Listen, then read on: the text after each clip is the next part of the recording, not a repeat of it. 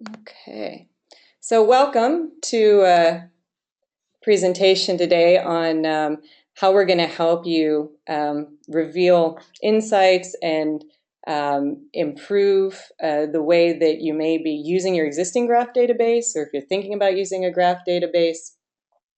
So bringing game-changing insights to your business with graph databases.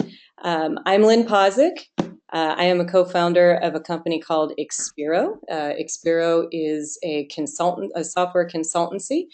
We do a lot of work with graph data, but all sorts of large data sets, and we work across many different industries and domains. And I'd like to introduce my co-presenter, Garrick. Hey everyone, can you guys hear me okay? I'm on mute. Yes. Okay, perfect. Hi everyone, my name is Gary. I'm part of the DataStax product marketing team.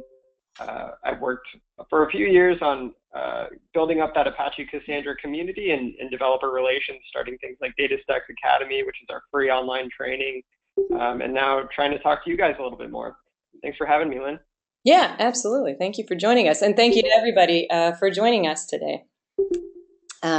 So just briefly, as I started to mention about Expero, so we're a software consultancy, and we love to focus on some of the most challenging ideas. Our specialties and our expertise lie in data architecture, development, custom software development, user experience. We also offer training on graph and many other topics. And kind of do soup to nuts from requirements discovery through developing user interfaces, actually building and realizing a product through software development and architecture. And then we help our clients to also track and measure their investment in software. And where DataStax comes into play is where the kind of power behind that. We provide data management for these cloud applications. And when we say this word cloud applications, I like to dive in a little bit deeper into that. What we mean by that really is really these powerful modern applications that have the capabilities of having that contextual data around people to provide that in real time, whether it's personalization, or a complete view of their customer and trying to surface that data at the right moment. And then making sure that it's always on and always available. Having the ability to span multiple data centers is, crucial for modern global deployments. And so again, that's, one of our core values. And then that ability to distribute that around the world and effortlessly scale that out in a very sustainable way and simple way that won't cause you to have too much overhead and headaches. And so I think, Lynn has done a great job partnering with us on a few of our DataStax Enterprise Graph deals and making sure that customers have been very successful with that. And so now let's go into a little bit more details of, some of those best practices they've learned along the way. Great. As Garrick mentioned, Expero is a partner of DataStax, so we work on all kinds of large data sets, and DataStax is one of our partners, especially when it comes to graph data. So these are some of the things we're going to be talking about today, kind of giving you some quick basics about graph data and user experience. We had some nice comments come in when people registered for the webinar, and it looks like the experience with graph data is there's some people that are very experienced and some folks that are a little more novice. So we're going to quickly just set a baseline for those of you that are more experienced. Just bear with us through the first couple of slides. And then we're going to get into the meat of really understanding how to provide a great user experience to your users utilizing graph data. And we have a Twitter handle for the webinar for those of you that are Twitter inclined. There it is there at the bottom. Okay, so some background. Garrick, did you want to jump in here, or would you like me to talk to the first couple? Oh, go for it, Lynn. Okay, awesome. Well, so just really quickly in short, so graph data is pretty different from traditional data being data that's often stored in a relational database or is just simpler. So traditional data, it's fixed. So we really have a good sense for what the different dimensions are and what's possible. So from a user experience standpoint, it makes it much easier for us to be able to zero in on what exists in the data and what users want to see and what they care about, what is available to them in the data. Unlike graph data, which is much more complex and dynamic. So there are many more facets to consider with graph data. One of the really valuable pieces is the relationship between elements in the data, and being able to utilize that and expose that to the user in the right way. So it's much more complex, but this also presents a lot of opportunity to enable users to get insights and value from data that they weren't able to under more traditional data store methods like relational databases. And then further, we're going to be touching on each of these kind of levels or bands here today. But when you take a powerful graph database, so like DataStax Enterprise, for example, and you pair it with the right data model, you can make reuse of different algorithms, different patterns that exist in the data and the relationships, and we can use that to inform the way that we're going to interact with the data and present it to users. And we're going to look at some tools today and some methods for being able to select the right visualizations and craft the right visualizations for end users. And so as Lynn kind of alluded to there, it's great to have this graph data, but if you don't have something powerful behind it, you don't want to end up in a bad scenario where you're not able to serve your users or have that poor experience. So really where our graph database fits in, just to give kind of you guys a baseline and understanding, is we're really focused on that real-time scale out aspects again. So as part of our multi-model platform, it's all backed by Apache Cassandra, and a graph data model is just one of those models that developers are able to easily get up and running with. And always this world of trade-offs that we live on, as Lynn was speaking to as well, it's all about the relationship. So if you value more of that relationship connected data, that's when you're going to choose to use that graph data model over maybe one of our tabular or key value ones that have a better performance or latency. And so, as you're discovering these commonalities of data and serving that back up to your user, what's really happening behind the scenes with our Gremlin graph query language is you're storing that data within Cassandra tables. And if you're familiar with Cassandra, it's a very horizontally scalable, high availability architecture.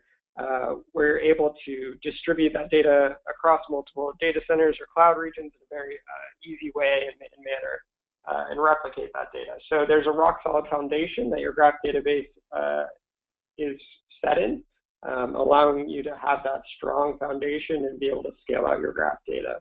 And we're talking about billions of endpoints here, or billions of connectedness, and across many machines, hundreds of machines.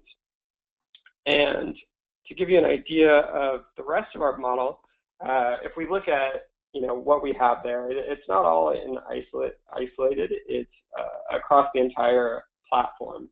So if you need search with your graph data, if you need analytics with your graph data, that's all in the same system, and it makes it very easy to give that type of experience that your users would want, whether that's doing some predictive modeling about what that might be, or the ability to dissect and search that data, maybe filtering it for the right thing, having a friendly, fuzzy search experience that people might need. Really just giving you this whole solution that can build off of that graph database platform in a way that's pretty unique to the market. And then lastly, just to give you an overview of everything else we have here. Again, I don't want to go through this too slow, but we have an always-on platform, and what that really means is the ability to handle any failures. So whether it's a node outage or a rack failure, or even a full data center failure, we're going to be able to support you and make sure it's always responsive. And then again, that ability to scale out, being able to have across multiple machines data and being able to support that around the world and have that predictable performance. So as you add more nodes, it's simply a math equation of what you're able to support and the users that you're able to adopt. And then lastly, and this is where it gets into Graph a little bit more, is that instant insight, creating that modern experience with the Graph data model and leveraging that with search or analytics or however you need to surface that data in the right way to your users. And I think Lynn's going to touch on a little bit later here how to best do that and the type of cool things that can allow you to do. Great, thank you, Garrett. All right, so now we're going to jump into some quick basics on user experience to kind of level the playing field here for some more advanced topics that we'll talk about in a few minutes as UX pertains to Graph. So user experience, it's interesting. Someone like me who's been in this field for decades, and it's been called many things, but at some point, user experience kind of became a thing as opposed to a series of activities and disciplines coming together. And now we refer to it as kind of this noun, but there's a lot that goes into creating this thing that our users interact with and what they actually experience in terms of data and software and technology. And so there's a whole lot of things that go into user experience, and we're not going to get into all the details here today, but just to make you aware, there's strategic things, strategic thinking that goes into it. There are different kinds of design. There's big picture design like information architecture or your global navigation, how you move around your software. There's detailed interactions, the individual widget, individual workflow, and there's designing the actual user interface itself and the different best practices that go into that, UI frameworks, visual design, layout, look and feel, all that good stuff. So just bear in mind when we say user experience, that's really a loaded term for lots of processes, tools, and disciplines that really come together in order to create what we think of on the front end as a user experience. Another thing to think about is that even within that front end itself, people often think about the very top layer that we have here labeled as visual design as being their user experience. So that's sort of the visceral reaction that people have to their software, is that very, very top layer. And really, user experience is very deep. And we're going to touch on a few of these key layers here today. So thinking about the who the software is for, the what it does, and then the how it does it. Right. So these are things to keep in mind that we'll be touching on in a few minutes. Okay, so done with the UX backgrounder. Congratulations, you may or may not already have a graph database. If you do, it may be up and running and you're wondering what happens next. How do you connect the dots between this great technology that's got tons of horsepower and it's ready to scale? What happens now on the front end? Well, we do a lot of work with graph data, and we actually do a lot of speaking all over the world about how to attack big data sets, in particular today, graph data. And this is the approach that we're going to talk about today, of being able to go from just trying to understand the data that you have, the users that you have, to actually putting together an experience that would be on target with user needs and business goals and technology feasibility. So step one of engaging is understanding the problem. So we have to call this just simply state the problem. This sounds really obvious, but we see this all the time where people get pretty far along in whatever process they're doing, and when you start looking at their UI or they have user adoption problems, and you wonder why it's not valuable, it all kind of stems from the problem was never well defined in the first place. And that could be the business problem you're trying to solve, the problems that your user is trying to solve, It could be addressing major gaps or deficiencies in the way a current system or process works in your organization. Whatever it is, it's important to get to the root cause. The other thing to keep in mind is you don't want to do what I often call solutioning, and that is when you write down or capture this problem, you don't want to start talking about what the solution is. We want to be very crisp, especially when things are complex. Sometimes the solution is something that we can't even imagine yet at the time that the problems are identified. So we don't want to start solutioning and listing out the solutions or the design whenever we're capturing the problem. And so looking back to the different user experience elements that we just looked at a couple of minutes ago, another way to think about this is the understanding what the problem is this layer here that we call functionality, and then who is going to use that functionality. We're going to talk about user audience in a minute. But those two layers together really serve as the foundation. So if we were building a house and we want it to be good and strong, we really need to understand who is buying this structure and what they want to use it for, right? The second thing is to zero in on end user goals. Before we get real detailed with that, I just wanted to take a step back and get people to kind of reframe their thinking a little bit sometimes. So people often come in and clients that we work with, and they think, well, we're designing this for our data scientists. We're designing, this tool, this software for really technical people, and that might be true near term, but longer term, big data, graph data is going to be used by the masses. And so it's very important that the front end of what you're creating is tuned well to the user audience. So today, maybe it's data scientists, but in the future, it might be a much broader audience where you have to be able to present something in ways that are much simpler and that can be consumed by individuals that don't have a deep-rooted background in technology or data science or mathematics.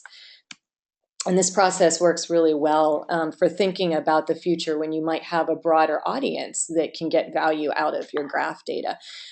So when you're thinking about that base layer in your user experience, you want to understand your audience, and you want to really zero in on what their goals are with this data. And there are a number of different ways to do that and we're going to talk about a few, but across all of them, what you really want to do is make sure that it's measurable. So we don't want a goal out there that's kind of amorphous or difficult to get our arms around. So it should be, hey, if we build this user experience, people will be able to access this kind of data they couldn't before, or it's going to increase our performance in some way, or it's going to decrease task time for a user, whereas today maybe it takes them a week to aggregate information from lots of different sources, for example. But maybe now with graph data and being able to examine relationships, let's say we did it in a customer 360 view, maybe that takes a week down to seconds of time. So these are all things that we can measure. So we want to be clear and concise about our goals, our business goals, as well as our user goals. And we want to make sure they're as specific as possible. Over there on the right, we have a real live user who is a technician who works with optic fiber, and we're going to talk more about him a little later in the presentation. He's got some very specific goals that he wants to achieve with graph data, and very specific way he wants to view that information. A hint there is he's on a mobile device. So we're going to talk some about that. And further, there are lots of tools in the arsenal for understanding your user audience. So you may already have user experience folks in your organizations, or you might have some product managers that are really skilled. Whoever you're going to aim at this stuff, you want to make sure that you're getting good data and you understand who your users are and how to define your audience. So simply, I often tell people just get out of the building, whether that's physically or virtually, and talk to your users, not just your customers who sign the check, but your actual end users. There are fancy words we can throw at that in the UX field, something called contextual inquiry, which is going and spending time with your users and watching them work and asking them questions and understanding how they perform certain tasks today and how they would like to perform them in the future. One result of that type of study could be better defining and understanding your audience. So there's a picture there of some example user audience definition, often called personas. More advanced tools could be actually quantifying your risk, your user adoption risk in this case, based on what you learn from your user audience and the functionality and the data that you're able to ship or the performance you're able to provide. If performance, for example, turns out to be a hot button for users, that would be a contributing factor to increasing your user adoption risk score. So there are lots of weapons in the arsenal depending on how sophisticated your organization is, but it's important to really get a good baseline and understand your user audience. Okay, the next step in our process is doing some good discovery. And discovery is a nice generic term that gets thrown around a lot, but it's really important to understand when it comes to complex data sets, the approach here is a departure from traditional discovery and traditional UX design. And that is, we want to get our hands dirty with the data early. We want to get in there. We want to maybe do some rapid prototyping or get some data up and running, and you'll use some rudimentary tools to be able to really discover what we have available. Remember, a few minutes ago, I showed the difference between that data cube and graph data, which has lots of different relationships. And so it can be difficult to know what you don't know until you can really get in there and start playing around with the data, see what things emerge from the data, and where you hit into stop signs. Sometimes with clients, they pull up with their wheelbarrow of data and they've got a lot of great data, but there might be one particular aspect of the data that users are interested in that's missing, that they actually have, but maybe it just wasn't included in that data set, and that could be rolled into the data model. So it's important to think about getting your hands dirty early. As I mentioned, there's a lot of different tools out there to do this. This is just a few. There's some more kind of even user-friendly ones. When you start getting into R and Python, that might not be as friendly to even put in front of early users. But a tool like Linkurious, for example, you could throw DSE Graph behind that and light up Linkurious just to quickly see what's in your data and start to get a handle on that.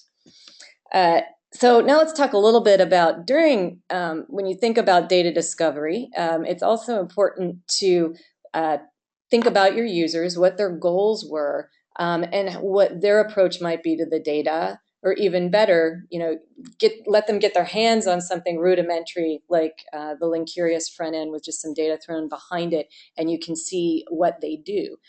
Generally, what users want to do with big data, graph data included, falls into one of these three buckets. So they're typically trying to do some general exploration to see what's there, what they could discover by just kind of playing around with the data. Sometimes they come with a question that they're bringing to bear on the data. So they're searching for an explanation in the data, or something unexpected happened. And they're searching to see if there is a possible explanation for why something happened. Is it there in the data and it was just missed? The other thing that they might be looking for is just variance. So that could be a deviation from steady state.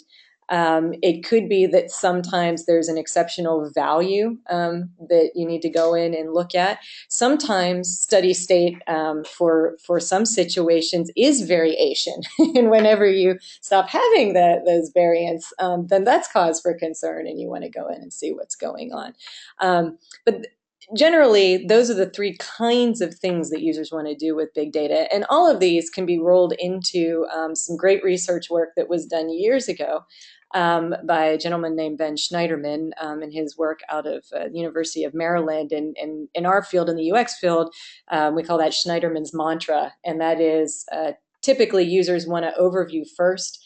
They want to zoom in and start doing some filtering on information. And then when they found something poignant, they want to get into the details. But revealing too much detail early on, right, can be overwhelming to a user. Further, so once we understand what our users want, we start getting our hands dirty and understanding sort of the art of the possible of what's there. Then there's another kind of distinct thing that happens that's a little different when you're dealing with big data problems in user experience, and that is architecture. So system architecture and front-end design really needs to be kind of joined at the hip. We often call it a waltz back and forth of figuring out, well, how quickly does something need to perform for it to work well for a user? What kinds of information need to coexist in the same view, for example? And so it's this waltz back and forth of understanding our audience, understanding what's in the data, and then understanding what's technically feasible and how can we push the limits. Often big data will require special tools from an architecture standpoint to be able to achieve performance. Could be special tools. It could be some clever algorithms that you write. Sometimes that can also take you very far. But this intersection where there's a lot of co-decision making between architecture and front end is very important. With large data problems, it doesn't work to be top down or totally bottom up. You need to meet somewhere in the middle. So another kind of interesting tangential thing to think about when you're thinking about how to scale these systems. So we're all aware of technology limitations, and architecture will need to account for lots of different limitations in the technology, be it hardware, software, and so forth. But there's human hardware limitations as well. And so there is only so much capacity that humans have to process. And so the better job we can do delivering a front end that meets them where they are and their goals and doesn't overwhelm them with information, the more likely it is that people are going to engage and adopt and use the software. So you can see, for example, I've just highlighted here in this diagram. This is a kind of an analog of how humans process information and how it's not all that dissimilar from thinking about architectural processing. When you look at our working memory as human beings, you could see a big difference between working memory and cognitive processing, and how that window becomes a lot narrower. And now imagine that a user is interrupt driven, maybe in their workplace, maybe they're a doctor, a nurse, they're in a busy call center, they're out a technician in the field, so they're disrupt driven. So now that scales back that processing capability even more. So it's really important to not overwhelm our users and get that right. So we have many tools that we use to help make sure that we choose the right things to display to the user on the front end. One of the tools that we commonly start with is something we call the dominant dimension. So that is understanding what's in your data. So go back, if you think about that simple data cube, right, and there are some pretty clear dimensions in each one of those cubes. Well, graph data has, those dimensions as well. They're just more complex. There's more of them, and they can be dynamic.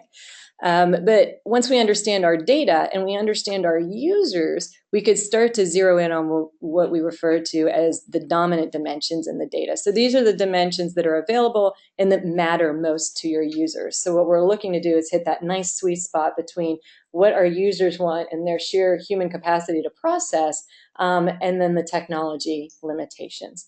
And what's also great about these dominant dimensions is that in our user experience, they can really serve as signposts to our users for navigation, serve as a point of interest to maybe go deeper.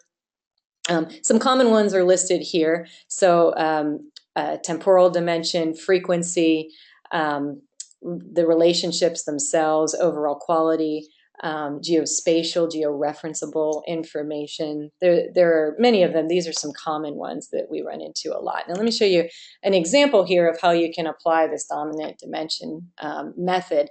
It's very interesting because you can start off with data sets that are quite large, but when you start applying dominant dimensions, what ultimately gets delivered to the user in terms of their cognitive load and what they need to process, as well as what we need to deliver to a browser, let's say, or what we're demanding of our architecture.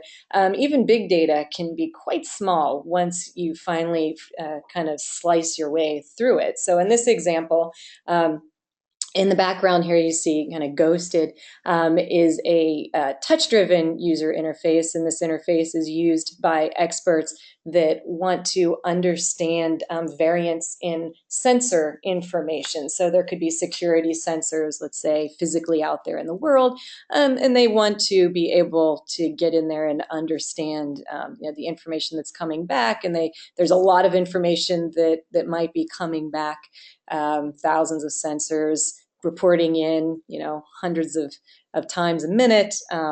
You end up with a landscape that looks something like maybe 400 terabytes a year of data, maybe per day. That's roughly a terabyte and some change.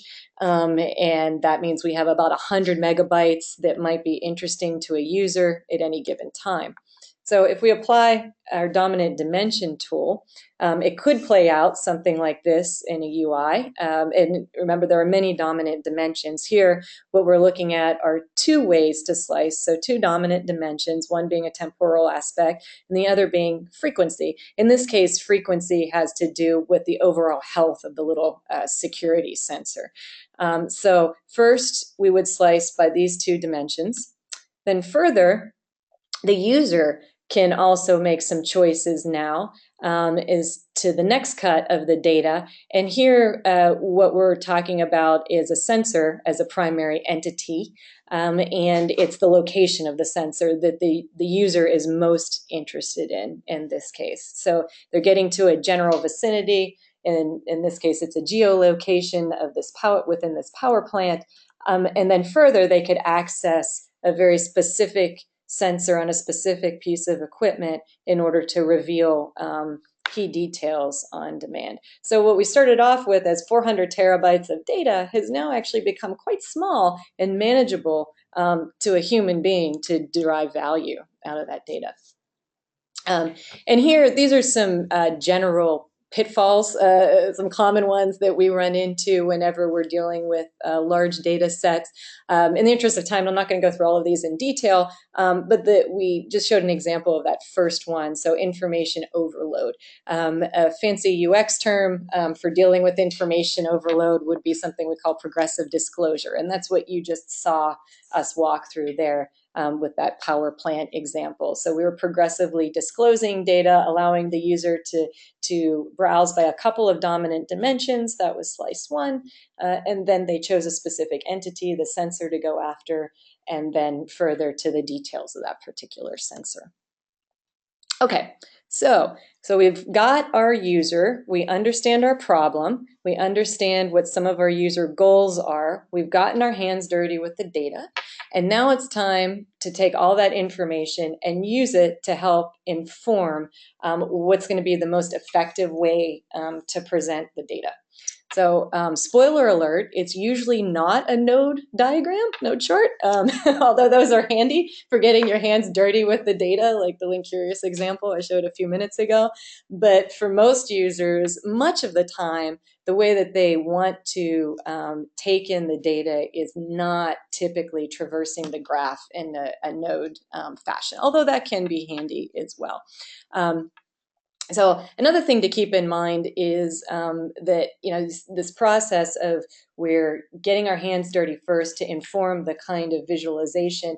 You can spend a lot of time crafting these really beautiful visualizations and turning it into sort of an art project that looks beautiful but really doesn't provide a lot of value to your business or to your end users. So just be careful, because graphs can also look really beautiful but not necessarily be high value.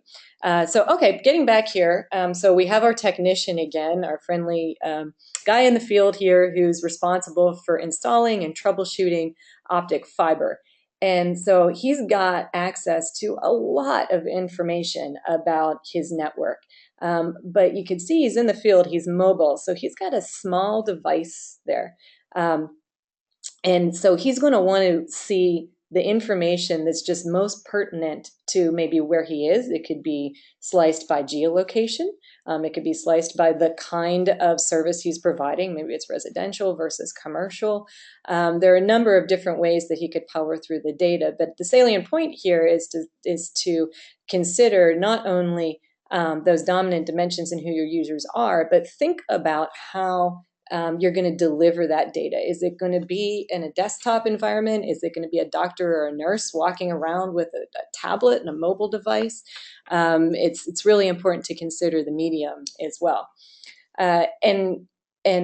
Also, it can be easy to get distracted when you start digging into the data and looking at all these beautiful visualizations. We want to remember to zero in on user goals. This is just a quick how we often think about things when the difference in thinking between if you're more back-end inclined versus front-end inclined. Often folks more on the engineering side will think about all the wonderful data that we could expose to the user and all those possibilities. And so a lot more data that is necessary might find its way into your user experience at any given time, which, in our mobile example would be maybe a crisis, versus, thinking about it from the user experience down, which is what this process, favors here, of really thinking about the user goals, the user needs, the business needs, and then we reach into that data model and the logic and we pull out what we need rather than exposing all of it. Okay, so now we're going to look at kind of a rubric here for determining our the best data visualization.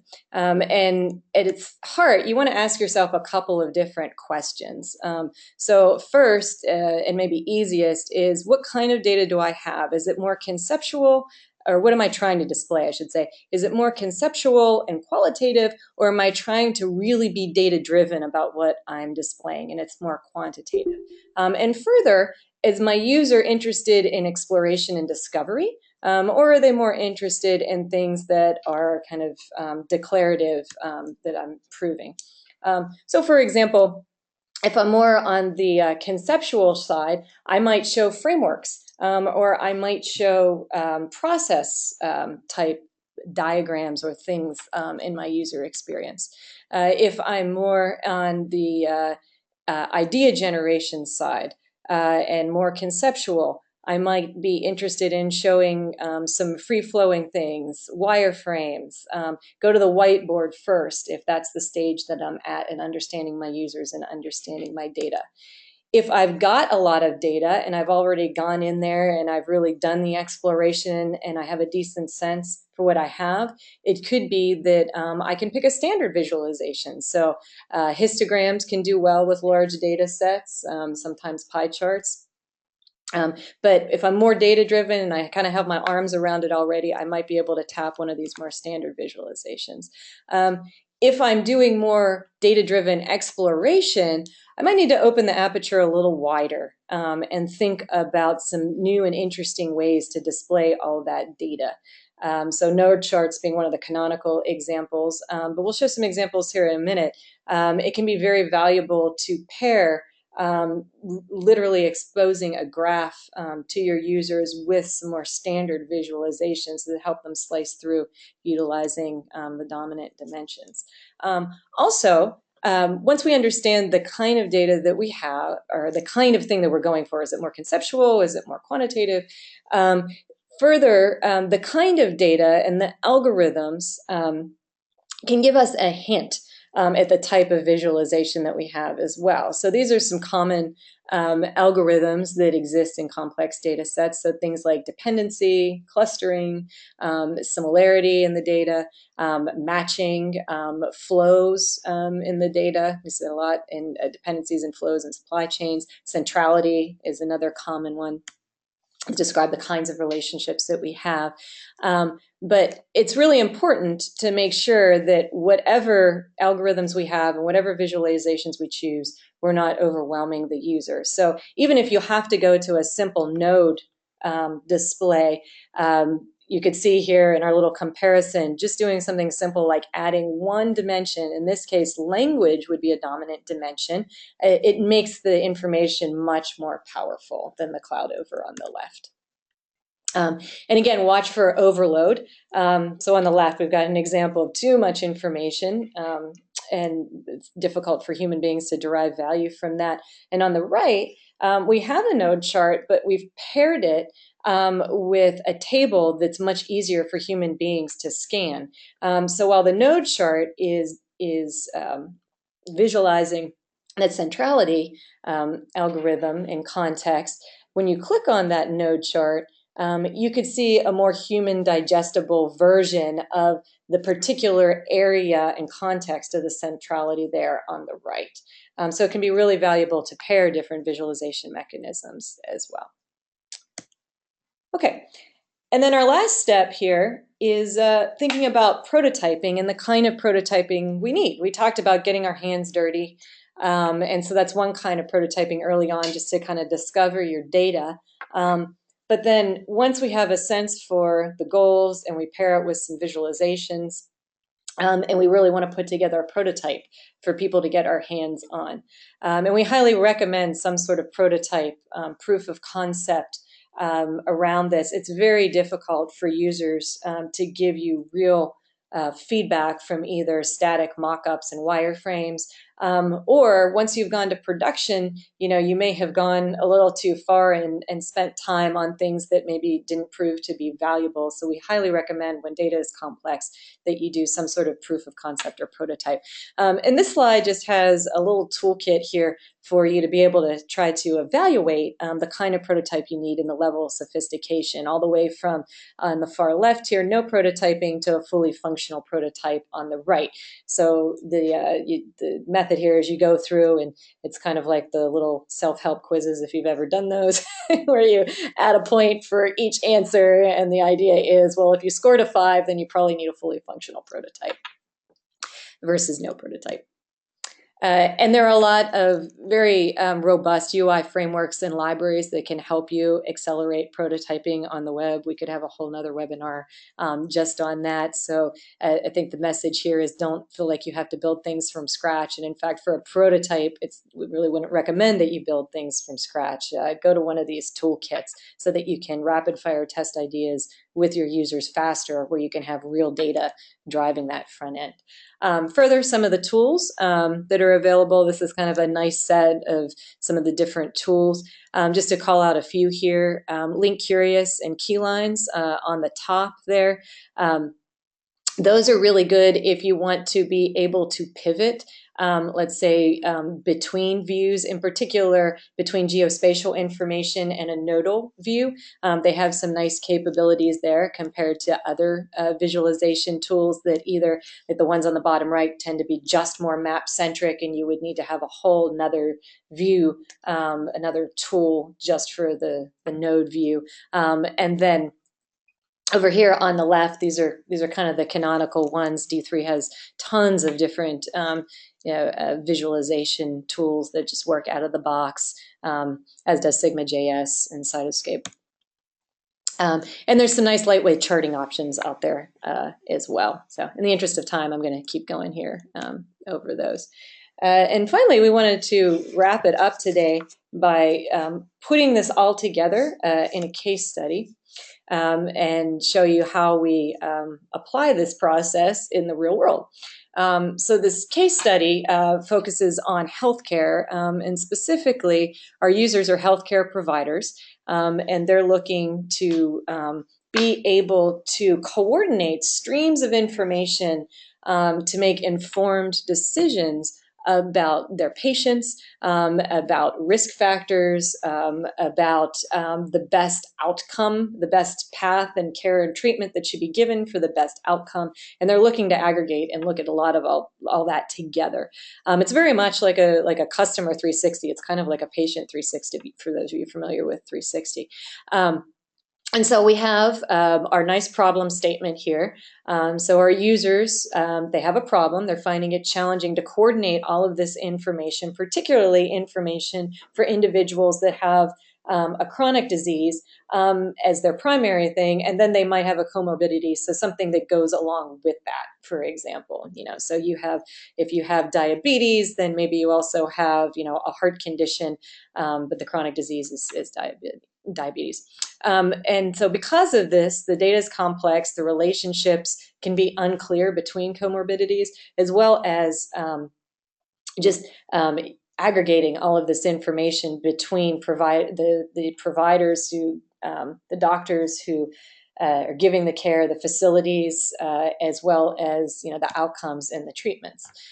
So we want to zero in on our user goals. So these are some of the different key activities that users want to do and goals that they want to be able to achieve. They'd like to be able to baseline a patient. They'd like to be able to manage different care plans and understand how the outcomes of those plans over time and their success or failure.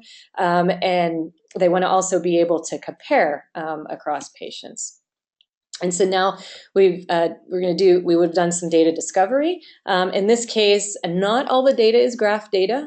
Some of it is graph data, and that's actually pretty common in the types of problems we run into. Often, data exists in many different systems, and that's okay. Sometimes you end up with a hybridized data set, especially when it comes to large data. And then we get into the data itself. So we're doing that discovery. We're getting our hands dirty with the data. We're figuring out what our dominant dimensions are in the data. So what's available to us. In this case, we've got patients, we've got time, we've got conditions, we've got medical providers. We also have some primary entities. If you remember entity, like a sensor was an example entity in our previous example there of the power plant. In this case, our primary entities might be an event or an outcome. We use our quadrant to try to understand what we're trying to achieve, with the goals and the data that we have. And this is an example of, in the real world, how we might use the areas of that quadrant to then map from a user goal to a rational visualization that could be used. Is there something off the shelf? Does it need to be something custom? So you could see here, for example, we're saying we've got an idea that we want to illustrate. Maybe we want to show how events are planned over time. Well, maybe a subway map might be good for showing changes in something like that over time. And you get the idea. And you can go through and map from the quadrant and the goals to the most pertinent visualization. And so now here we are, flash forward in time. This is an example of what our prototype looks like.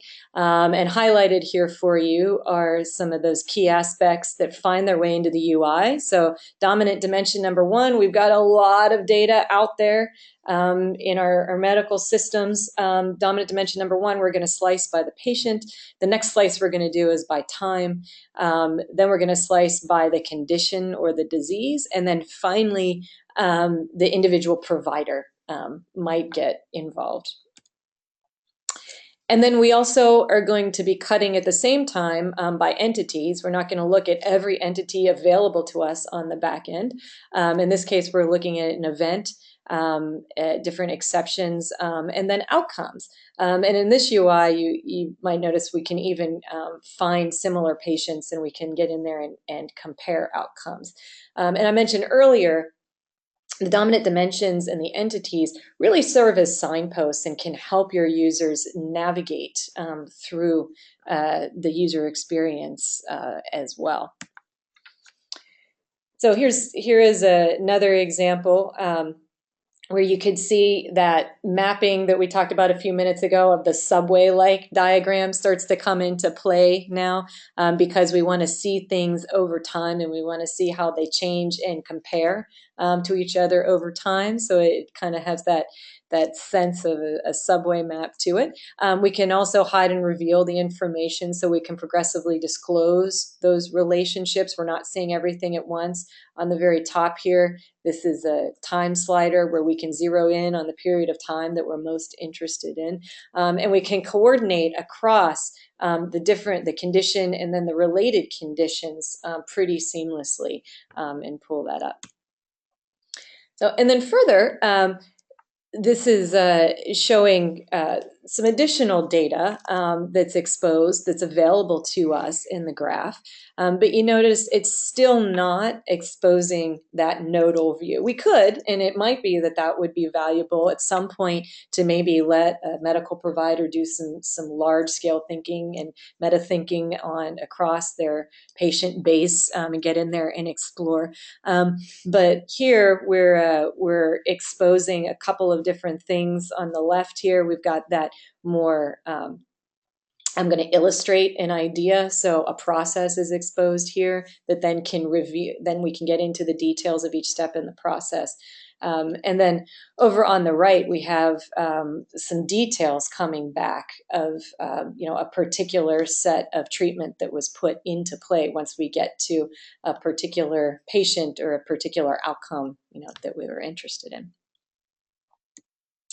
Okay, so now I would, in the interest of time here, I'm going to open up the mic for questions. We've got to get out of our presenter mode here. So if anyone has any questions for me or for Garrig, we welcome your questions. If you're shy and you want to just enter a comment, you could do that as well. Garrig, if you have any comments, you're welcome to jump in. Hey, Lynn. The only thing I think I would add is that we have plenty of free online training for our graph database at academy.datastax.com. Some really good resources there that are all free, which is awesome. Great. Yeah, and we, if you found this valuable today, we have a couple of additional seminars coming up in April as well related to graph data. Some of them are going to talk about front end. Some of them are going to be a little bit more back end focused and get into a deeper dive on architecture and data modeling aspects, as well as business aspects in the later seminar.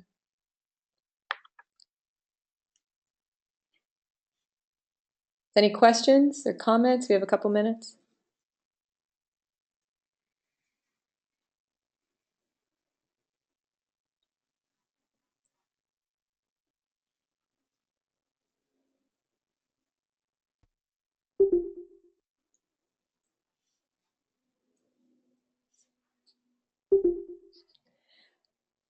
All right. Well, thank you.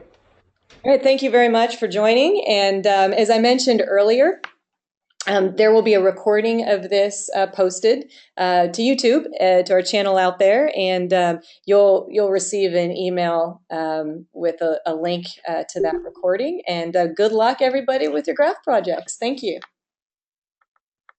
Thanks, Lynn. Thanks, everyone.